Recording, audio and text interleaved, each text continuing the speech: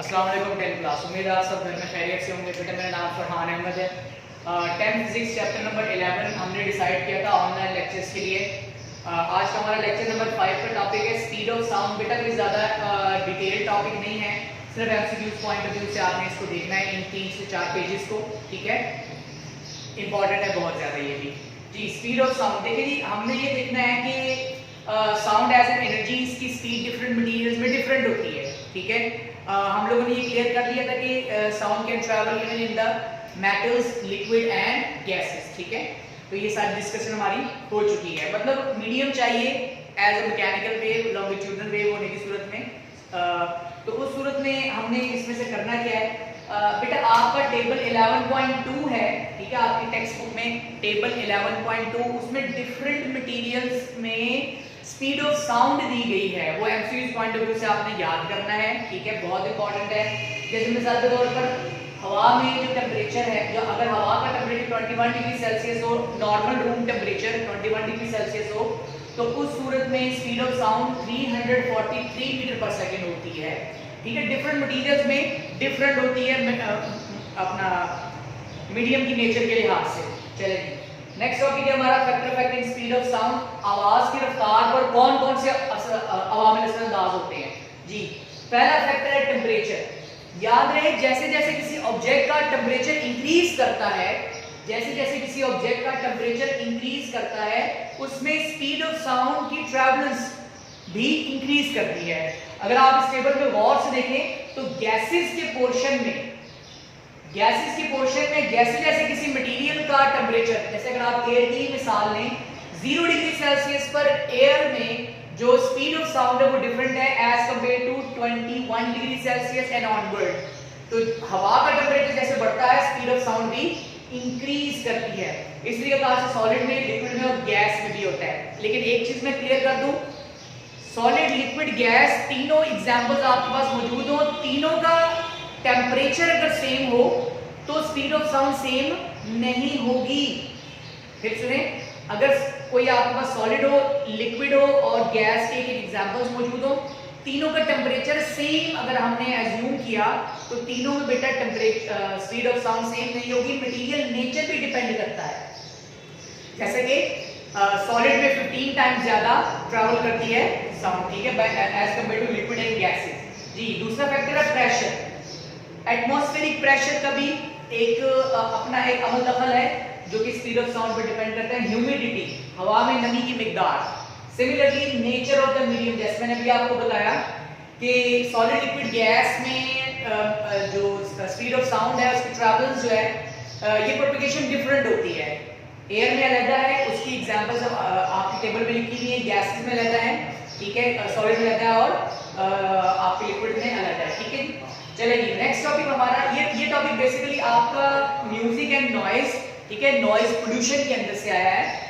देखिए जी, controlling noise pollution, हम इस सूती आलूदगी को कंट्रोल कैसे कर सकते हैं। अब देखिए जी, हमारे ट्रैफिक के इश्यूज हैं और इसके अलावा फैक्ट्रीज और डिफरेंट किस्म की इंडस्ट्रीज से जो मुख्तलिफ किस्म की मैकेनिकल वर्क्स की जो आवाजें आ रही होती हैं, हमने इसको प्रोटेक्ट करना है या हमने उसके असरात से बचना है, तो हमें क्या करना चाहिए? What should we do?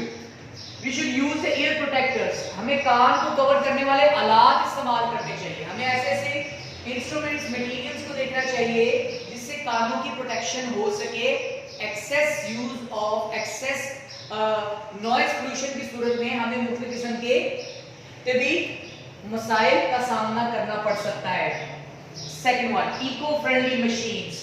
आपको ऐसी मशीन इस्तेमाल करनी चाहिए जिनसे ज्यादा नॉइज पोल्यूशन ना हो। ठीक है जी, मतलब ऑब्वियस सी बात है कि मैकेनिकल वर्क है तो कुछ आवाज पैदा होगी, लेकिन हमें कुछ ऐसे प्रिकॉशनरी मेजरमेंट लेने पड़ेंगे, ऐसे एहतियाती तदाबीर इख्तियार करनी पड़ेंगी कि वहां पैदा होने वाली आवाज आपके लिए भी नुकसानदेह ना हो और बाकियों के लिए भी नुकसानदेह ना हो। तो उस सूरत में आपको ऐसी मशीन भी इस्तेमाल करनी चाहिए। ये मशीन वर्क इस तरह का रखना चाहिए कि ज्यादा नॉइज पोल्यूशन क्रिएट ना हो जी। लास्ट वन, इसके अलावा बेटा और भी है जो आपके टेक्स्ट बुक में जिनका जिक्र है, सिर्फ हम उनको लेके चल रहे हैं। साउंड रिड्यूसिंग बैरियर्स, ऐसे बैरियर्स जिससे आवाज की आलूदगी, जिससे सूती आलूदगी को रिड्यूस किया जा सकता है, कंट्रोल किया जा सकता है। इस सूरत को देखने के लिए हम अपने कंस्ट्रक्शन के अंदर ये देखते हैं कि जब एक बिल्डिंग कंस्ट्रक्ट की जाती है तो उसमें ये ख्याल किया जाता है कि बाहर का शोर उस बिल्डिंग के अंदर एंटर ना हो। जैसे कि एग्जांपल में दिया जा सकता है कि अगर आप किसी हॉस्पिटल में दाखिल होते हैं, ठीक है जी, तो उस सूरत में जब आप किसी वार्ड में जाते हैं तो आपको बाहर से किसी किस्म का शोर नहीं सुनाई देगा, नहीं दे रहा होता।